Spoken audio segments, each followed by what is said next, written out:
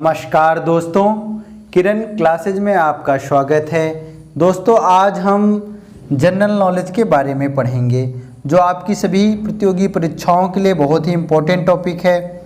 आओ देखते हैं, संसद की संयुक्त बैठक की अध्यक्षता कौन करता है। आपसे अगर प्रश्न पूछा जाता है कि संसद की संयुक्त बैठक की अध्यक्षता कौन करता है, ऑप्शन दिया गया है प्रधानमंत्री, राष्ट्रपति, लोकसभा अध्यक्ष या मुख्यमंत्री।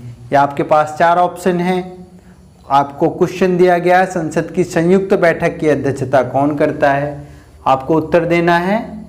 ठीक है, आप बताएंगे उसका उत्तर क्या है, लोकसभा अध्यक्ष। क्या है, संसद की संयुक्त बैठक की अध्यक्षता कौन करता है, लोकसभा अध्यक्ष। और हम संसद के बारे में थोड़ा जानते हैं। हमारा संसद जो है तीन चीज़ों से मिलके बना है। संसद में एक तो राष्ट्रपति जो है राष्ट्रपति, लोकसभा, राष्ट्रपति के बाद लोकसभा और क्या, राज्यसभा। इन तीनों चीज़ों को मिला के हम संयुक्त रूप से क्या कहते हैं, पार्लियामेंट या संसद। अगला क्वेश्चन देखते हैं दोस्तों। अगर आप हमारे चैनल पर नए हैं तो हमारे चैनल को ज्वाइन करें, किरण क्लासेज को सब्सक्राइब करें, लाइक करें और शेयर करें।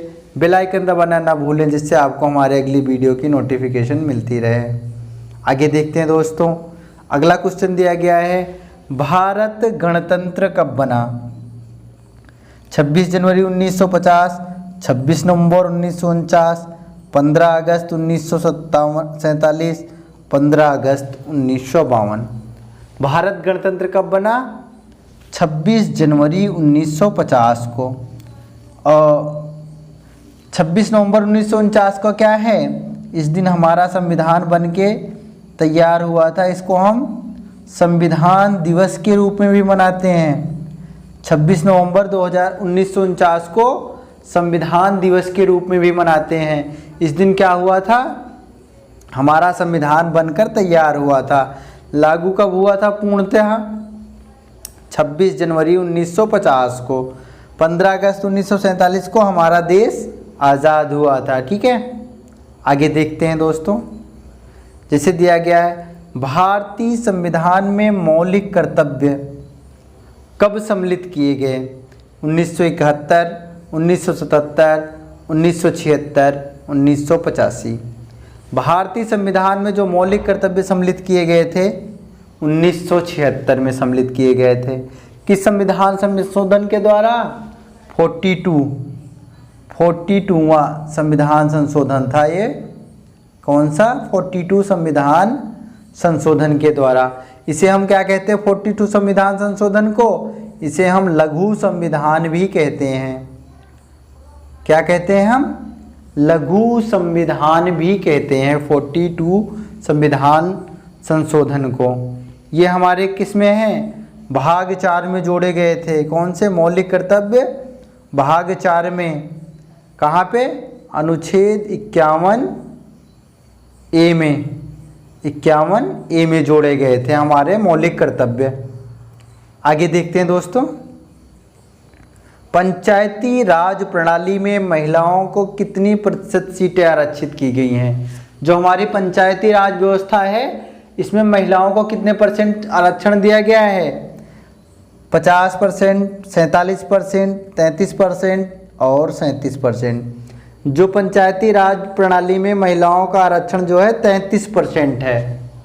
ठीक है, हालांकि कुछ राज्यों ने हमारे देश में महिलाओं को 50% भी आरक्षण दे दिया है। ठीक है, जिसमें आपका उत्तराखंड, मध्य प्रदेश, इस तरह के कई राज्य हैं जिन्होंने 50% भी आरक्षण दिया है।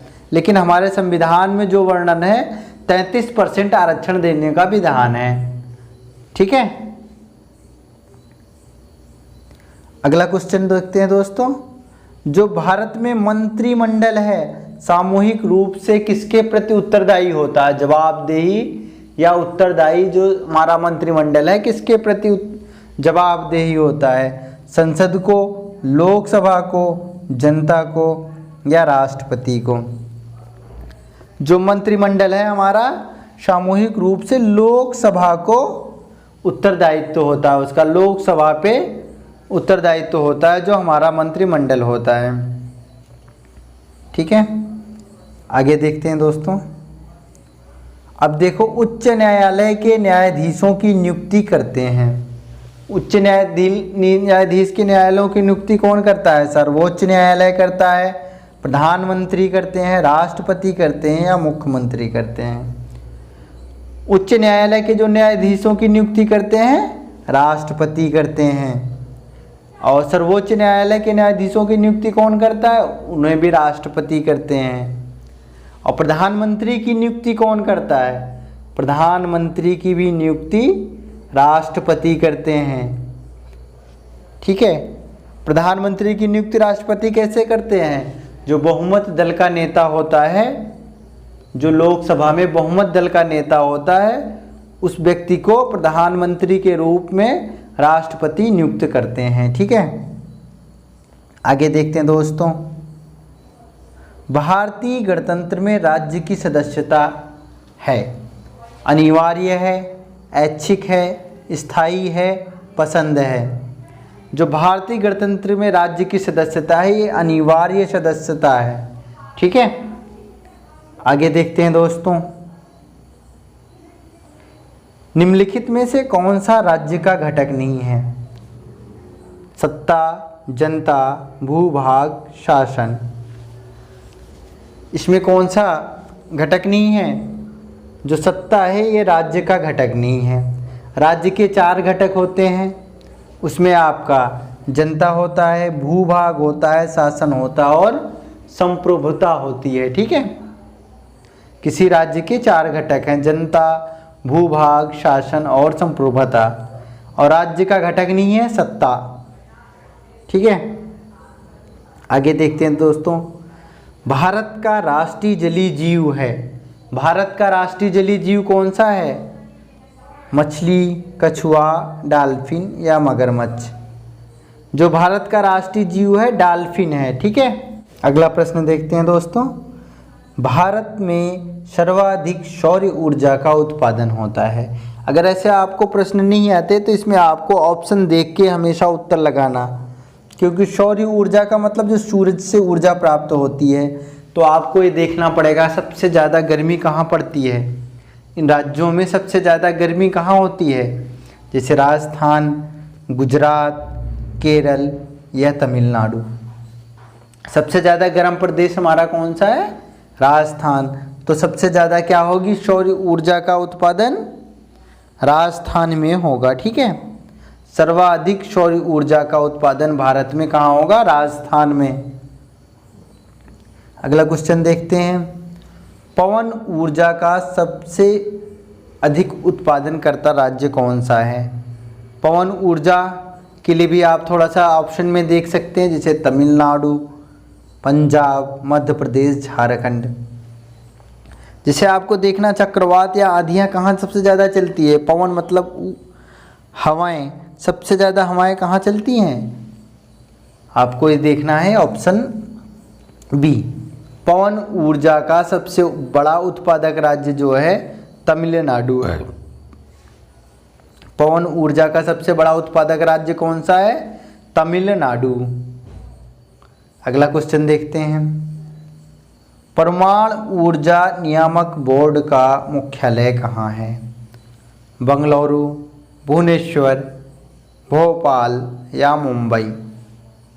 क्या है? परमाणु ऊर्जा बोर्ड का मुख्यालय आपका मुंबई में है। कहाँ है? परमाणु ऊर्जा बोर्ड का मुख्यालय मुंबई में है। कौन सा? भाभा एटॉमिक सेंटर से स्थापना हुई थी हमारे देश में परमाणु ऊर्जा की। और बंगलुरु में क्या है हमारा? बंगलुरु में हमारा इसरो का मुख्यालय है। इसरो क्या है? भारतीय स्पेस एजेंसी है। भारतीय स्पेस एजेंसी। ठीक है, आगे देखते हैं दोस्तों। भारतीय सिनेमा के जनक देविका रानी, दादा साहब फाल्के, ल्यूमियर ब्रदर्स या अन्य। भारतीय सिनेमा के जनक जो हैं दादा साहब फाल्के हैं। इनके नाम पे ही हमारे देश में फिल्मों में उत्कृष्ट काम करने के लिए, बहुत बढ़िया काम करने के लिए दादा साहब फाल्के पुरस्कार दिया जाता है। दादा साहब फाल्के कौन थे? भारतीय सिनेमा के जनक। ठीक है, आगे देखते हैं दोस्तों। भारत में डाक व्यवस्था शुरू करने वाला ब्रिटिश गवर्नर कौन था? डलहौजी, क्रिप्स, कर्जन या माउंटबेटन? भारत में डाक व्यवस्था शुरू करने वाला कौन सा ब्रिटिश गवर्नर था? डलहौजी, क्रिप्स, कर्जन या माउंटबेटन? जो भारत में डाक व्यवस्था शुरू करने वाला व्यक्ति था, डलहौजी। ठीक है, डलहौजी के काल में हमारे देश में कब? 1853 में डाक व्यवस्था की शुरुआत हुई थी। ठीक है, आगे देखते हैं दोस्तों। भारत में शिक्षा क्या है? नागरिक अधिकार है, राज्य का दायित्व है, राजनीतिक अधिकार है या मूलभूत अधिकार? इसी को हम क्या कहते हैं? मौलिक अधिकार। या क्या कहते हैं हम? मौलिक अधिकार। या क्या कहते हैं? Fundamental right. क्या? Fundamental right. भारत में शिक्षा का अधिकार जो है एक फंडामेंटल राइट है, मूलभूत अधिकार। ठीक है, मौलिक अधिकार है। भारत के तीसरे राष्ट्रपति कौन थे जिनका अपने कार्यकाल में देहांत हो गया था? भारत के तीसरे राष्ट्रपति कौन थे? डॉक्टर जाकिर हुसैन।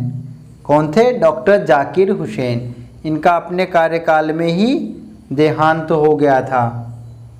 आगे देखते हैं क्वेश्चन। अगर आप हमारे चैनल पर नए हो तो हमारे चैनल को लाइक करो, सब्सक्राइब करो, शेयर करो और बेल आइकन दबाना ना भूलो, जिससे हमारे अगली वीडियो की नोटिफिकेशन आपको मिलती रहे। अब कौन सी नदी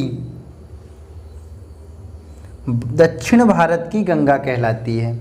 देखो, ये बहुत ही कंफ्यूजिंग क्वेश्चन है। इसमें क्या है? दक्षिण भारत की गंगा कावेरी, तुंगभद्रा, गोदावरी, कृष्णा। जैसे आपको इसमें पता होगा, इसमें तुंगभद्रा नहीं है, कृष्णा नहीं है, कावेरी और गोदावरी, इन दोनों को दक्षिण भारत की गंगा कहते हैं। तो इसमें क्या है? इसमें आएगा कि पवित्रता के आधार पर, किसके? पवित्रता के आधार पर जो हमारी है कावेरी है दक्षिण भारत की गंगा। और वृद्ध गंगा हम किसे कहते हैं? गोदावरी को। दक्षिण भारत की गंगा जो है, वृद्ध गंगा जो कहलाती है, वो गोदावरी है। ठीक है, आगे देखते हैं दोस्तों। प्रतिवर्ष भारत का बृहत्तम पशु मेला लगता है। ये क्या है? मेला नहीं, मेल नहीं, मेला। प्रतिवर्ष भारत का बृहत्तम पशु मेला लगता है कहाँ पे? सोनपुर में। कहाँ पे लगता है दोस्तों? सोनपुर में। सोनपुर कहाँ पड़ता है आपका? बिहार में। भारत का बोस्टन किसे कहा जाता है? अहमदाबाद, बड़ोदरा, मुंबई, सूरत। अहमदाबाद को भारत का बोस्टन कहा जाता है। ठीक है, जो हमारी कर्क रेखा है कितने राज्यों से होकर गुजरती है? कई बार तो बहुत आसान सा सवाल पूछ लिया जाता है, राज्यों के नाम भी नहीं पूछे जाते, सिर्फ इतना पूछ लिया जाता है कि जो कर्क रेखा है कितने राज्यों से होकर गुजरती है? 5, 8, 4, 6। तो 8 राज्यों से होकर हमारी कर्क रेखा गुजरती है। ठीक है, अगला क्वेश्चन देखते हैं दोस्तों। सशस्त्र सेना झंडा दिवस। सशस्त्र सेना झंडा दिवस कब मनाया जाता है? 7 सितंबर, 7 दिसंबर, 7 फरवरी या 7 अप्रैल? 7 दिसंबर को सशस्त्र सेना दिवस मनाया जाता है। क्या मनाया जाता है? सशस्त्र सेना दिवस। 7 दिसंबर को क्या मनाया जाता है? सशस्त्र सेना दिवस। अगला क्वेश्चन देखते हैं। राजीव गांधी के जन्म दिवस को 20 अगस्त में किस रूप में मनाया जाता है? संकल्प दिवस, राष्ट्रीय एकता दिवस, आतंकवाद विरोध दिवस या राष्ट्रीय सद्भावना दिवस? राजीव गांधी का जो जन्म दिवस है 20 अगस्त को राष्ट्रीय सद्भावना दिवस के रूप में मनाया जाता है। ठीक है, अगला क्वेश्चन देखते हैं। 31 मई को किस रूप में मनाया जाता है? Fathers day, anti tobacco day, teachers day या मदर्स डे? जो 31 मई को एंटी टोबैको या तंबाकू निषेध दिवस, तंबाकू निषेध दिवस को 31 मई को मनाया जाता है। ठीक है, आगे देखते हैं दोस्तों। प्रवासी भारतीय दिवस कब मनाया जाता है? 9 जनवरी, 1 फरवरी, 12 मार्च या 15 अगस्त? हमारा जो प्रवासी भारतीय दिवस मनाया जाता है 9 जनवरी को मनाया जाता है। कब मनाया जाता है? 9 जनवरी को मनाया जाता है। दोस्तों आज के लिए इतना ही। अगर आप हमारे चैनल पर नए हैं तो हमारे चैनल को लाइक करो, सब्सक्राइब करो, शेयर करो और बेल आइकन दबाना ना भूलो, जिससे हमारे अगली वीडियो की नोटिफिकेशन मिलते रहे। चैनल में बने रहने के लिए धन्यवाद।